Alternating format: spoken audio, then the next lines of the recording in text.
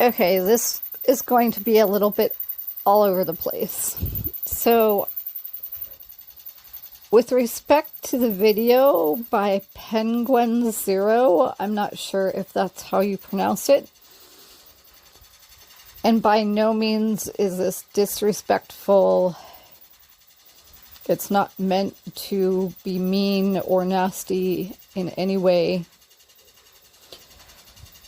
The video on Kai Cenat, or Kai Cenat, I'm not sure how you pronounce that either. So my issue with that is that for me, a lot of the time, corrupt law enforcement expects people to have gone to law school and to know all the ins and outs of all the city ordinances and so on and so forth. And those change all the time. Laws change all the time. City ordinances change all the time. I don't think I would have thought to inquire about a permit for an event like that. And personally, I don't think that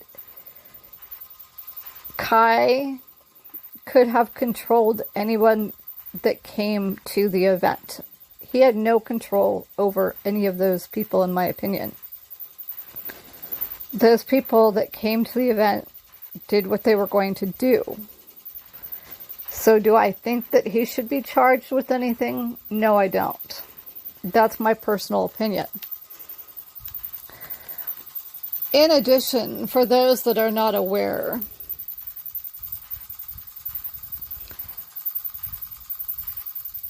over the past few years, and probably before that, at least here in not progressive San Francisco Bay Area, in not progressive California,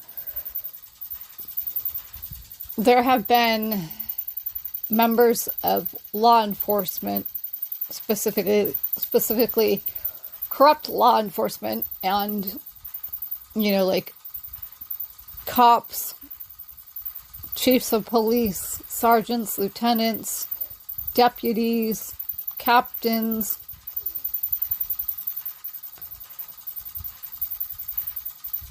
those sorts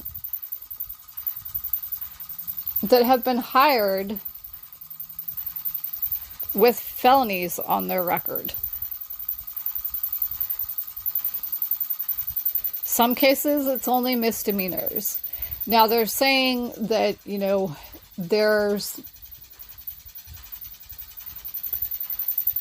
some shortage in terms of those that want to work in law enforcement and just in general. And so they've relaxed the requirements or whatnot to be a corrupt police officer or corrupt sergeant, corrupt lieutenant, corrupt chief of police, corrupt captain, corrupt deputy, what have you.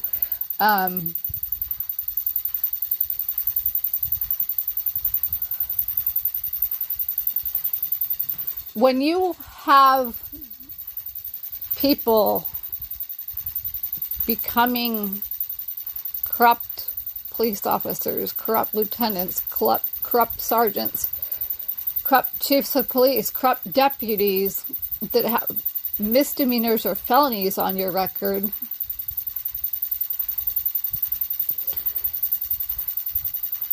you're going to get some very angry people entering corrupt law enforcement.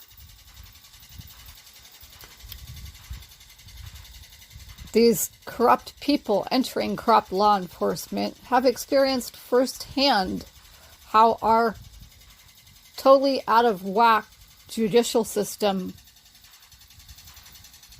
is flawed in a huge way. They've experienced it firsthand. So they're going to have some residual anger from their experience. And that's going to transfer onto people that they pursue or arrest.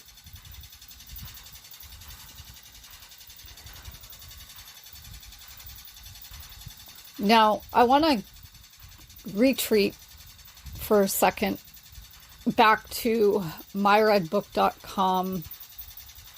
Republican felon, perjurer, suborner of perjury, solicitor of perjury, pimp, 422 PC, death threat maker, assaulter, solicitor of assault, libel writer, solicitor of libel writing, slanderer, solicitor of slander, etc., etc. Maxim Integrated Products, quote unquote, Mike Hess,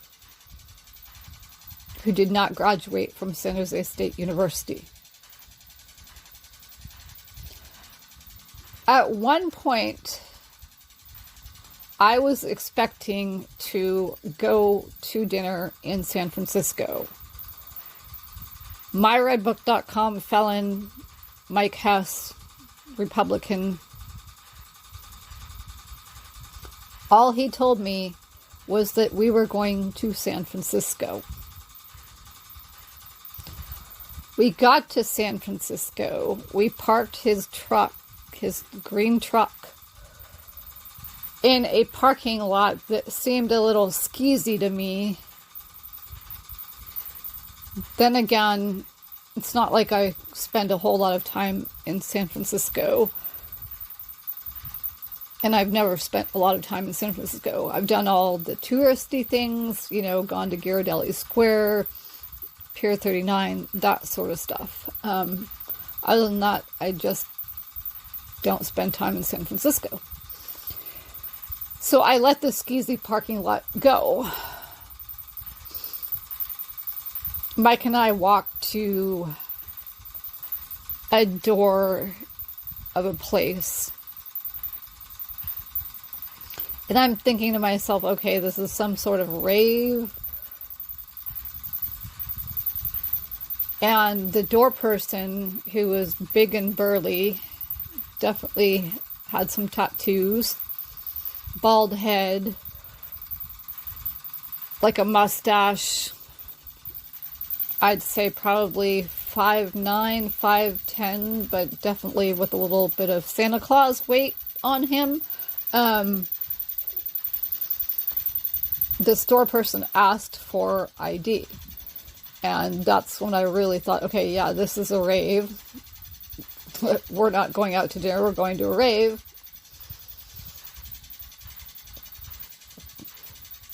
Definitely overdressed.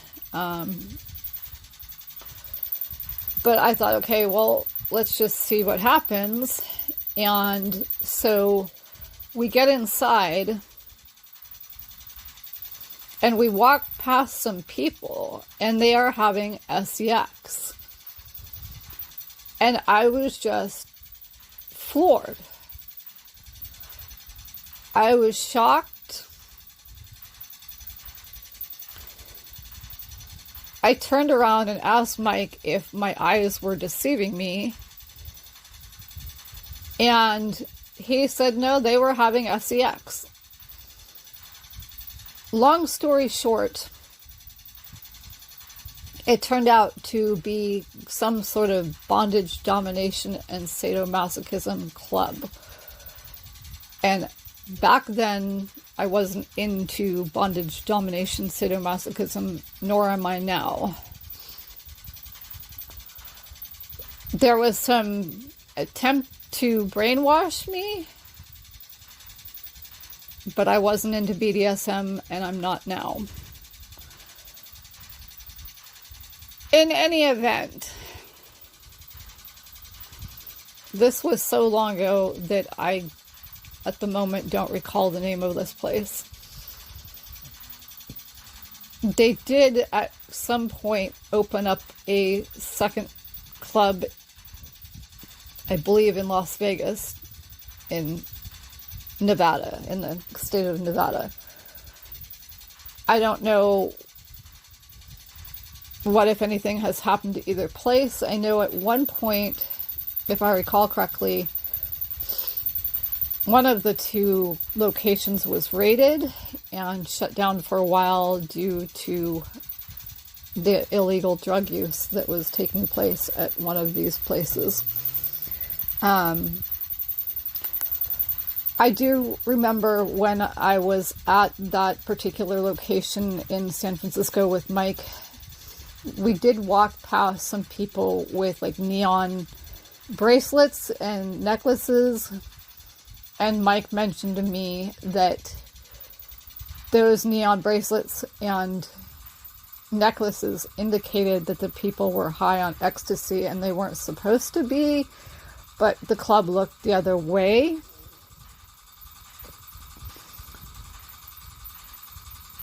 And I tell you, like, the way I am a lot of times is like, I can be scared to death of somebody or something, but I don't show it on the outside.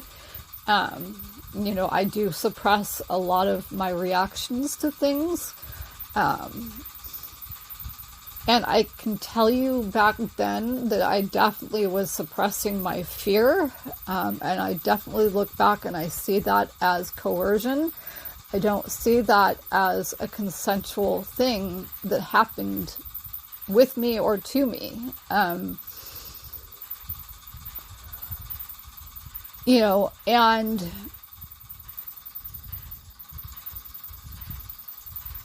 I don't remember how this all went down.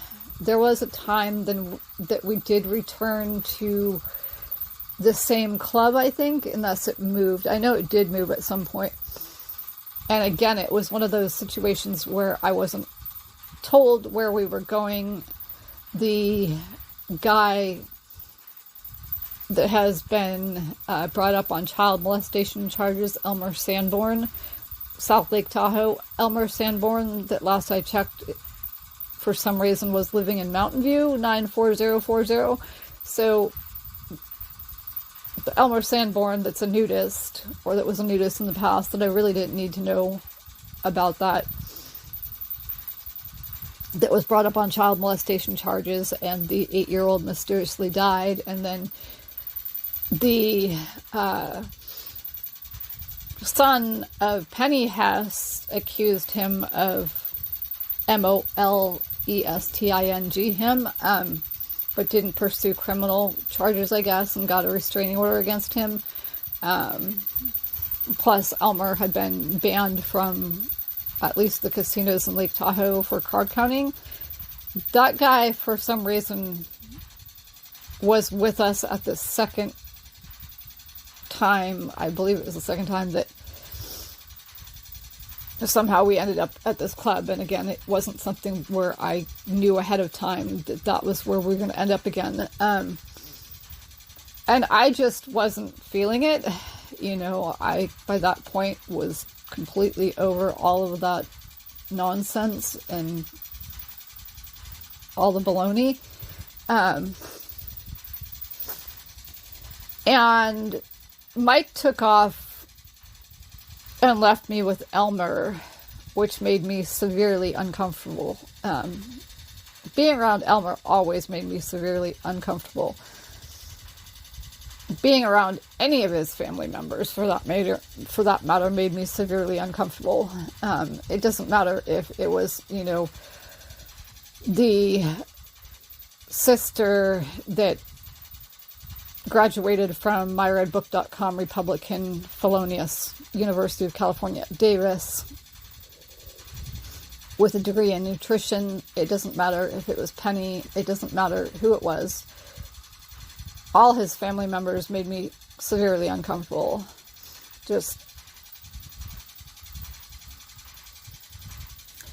Anyway, so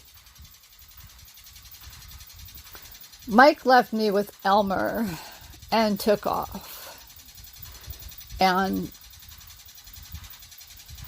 I just wasn't having it. I was done. So I went to the staff who were donning or wearing like these yellow t-shirts.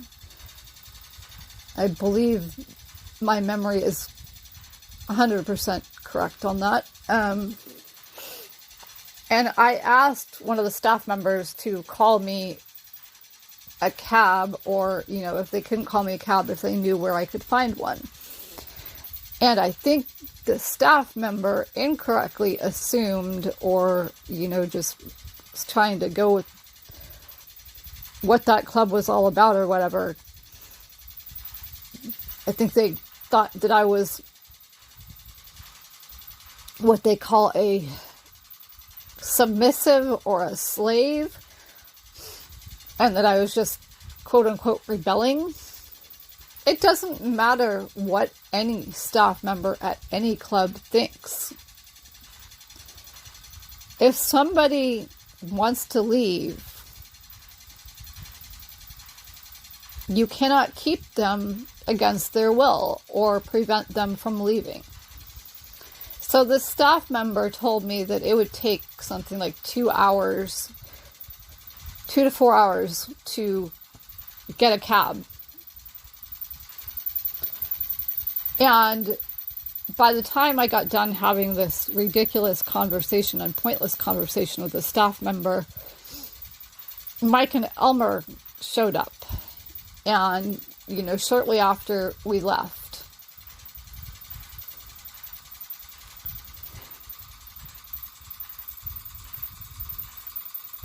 What gets me is that I have been to San Francisco on other occasions, on Friday and Saturday nights, or Thursday nights, or whatever. And I have literally been able to get a cab within 10 or 15 minutes wherever I was at in San Francisco. So that staff member clearly was attempting to prevent me from leaving.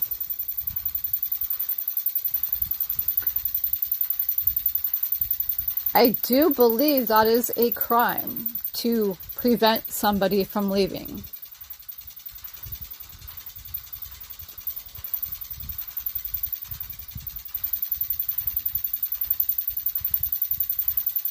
Even when there's what they call a contract, I guess, within a bondage, domination, sadomasochism relationship, if you want to call it that, like, the submissive or slave can leave at any point. By law. You cannot prevent somebody from leaving, no matter what.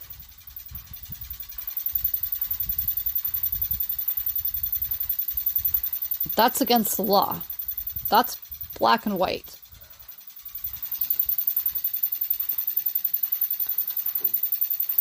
Now on to another point. That first night when I was under the impression that Mike was taking me to San Francisco to go out to dinner,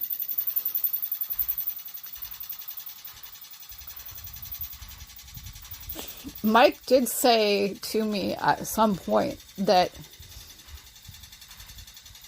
there were judges, district attorneys, sergeants, lieutenants, captains, chiefs of police, presiding judges, FBI agents, etc., at that bondage, domination, and sadomasochism club. Not in official capacity, and that they didn't want to ever be outed for their activities at that club. So if you ever were in court they were going to come down hard on you to shut you up and keep you quiet. That's a definite threat. That was a definite threat. There's no two ways about it. And it just tells you how much people in quote-unquote law enforcement are corrupt. And it tells you that there are a lot of criminals in law enforcement, in quotes. And that means judges, presiding judges, FBI agents, CIA agents, wardens, chiefs of police, lieutenants, sergeants,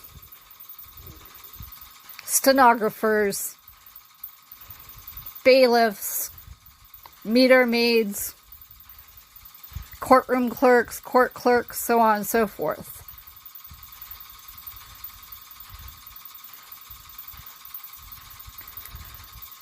And I don't know if at that point that it was a little bit less of common knowledge that there are now convicted felons that are chiefs of police, sergeants, lieutenants, deputies, stenographers, bailiffs, corrections officers. I don't know if at that point it was less of a common knowledge type of thing than it is now. And I don't even know if back then convicted felons were hired to be chiefs of police, sergeants, lieutenants, stenographers, bailiffs, corrections officers. I do know now these days that there are all those types of people with either misdemeanors or felonies on their record. Wardens, chiefs of police, sergeants, lieutenants, stenographers, courtroom clerks, bailiffs, corrections officers.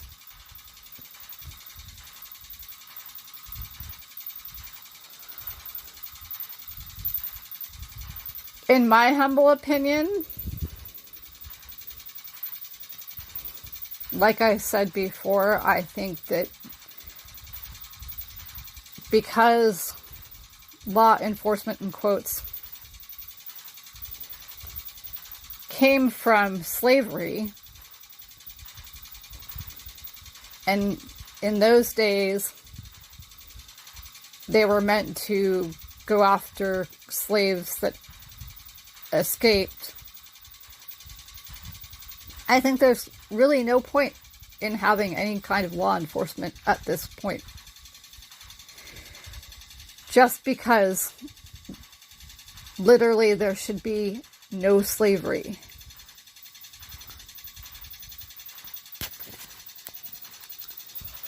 However, it is concerning to a much larger degree than anybody wants to admit that recently the Supreme Court took the side of someone who wanted to discriminate, or who wants to discriminate, against LGBTQIA. Because I do believe that that ruling opens the door for people that claim to be religious to discriminate for anything. We could go back to quote-unquote African American or black sections and white sections. I think it's a very real possibility. I think that's being downplayed. On that note, with all the indictments of Trump, I don't think it's too far-fetched to indict some of the Supreme Court justices or to impeach some of the Supreme Court justices. And if I were in office at this point, I would go back and investigate further how Trump even made it into office. I would go back and do that again. Because in my opinion, there's a strong chance that Trump should have never been president. And if that is true, then the Supreme Court justices that came into power during his quote-unquote presidency are illegitimate.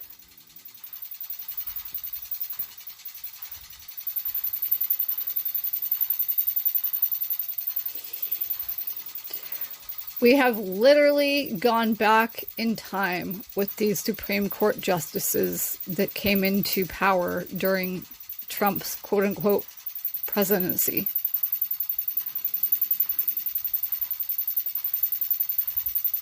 That's not okay. That is definitely not okay.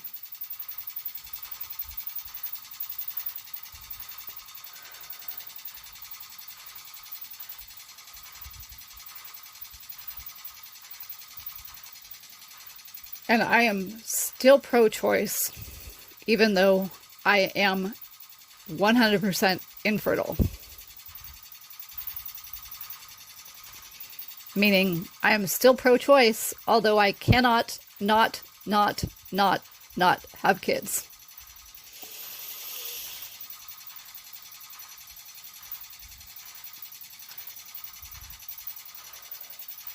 And here's a thought. Besides making donations to criminal law enforcement illegal, because criminal law enforcement will let you get away with a whole lot more when you donate to them. What about saying until the justice system is overhauled, and it is possible to overhaul it, you won't donate your kidneys, your liver. You will take yourself off the donation list. You'll stop donating blood until our way messed up legal system is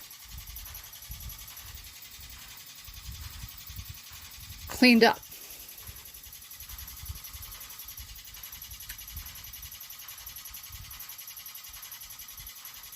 Overhauled.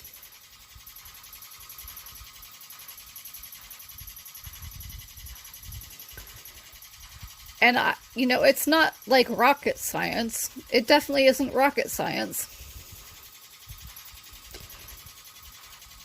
And if we can come up with the human genome and we can map DNA, and there can be surgeries done to prevent certain illnesses or disorders or whatever, while a mother or whatever is carrying a to-be child,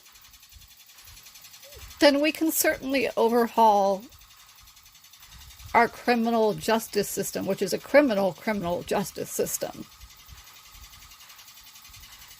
The United States criminal justice system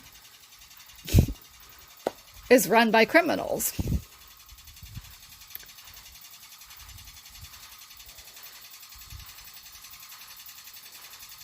And it is super corrupt, and there are so many issues. It needs to be overhauled.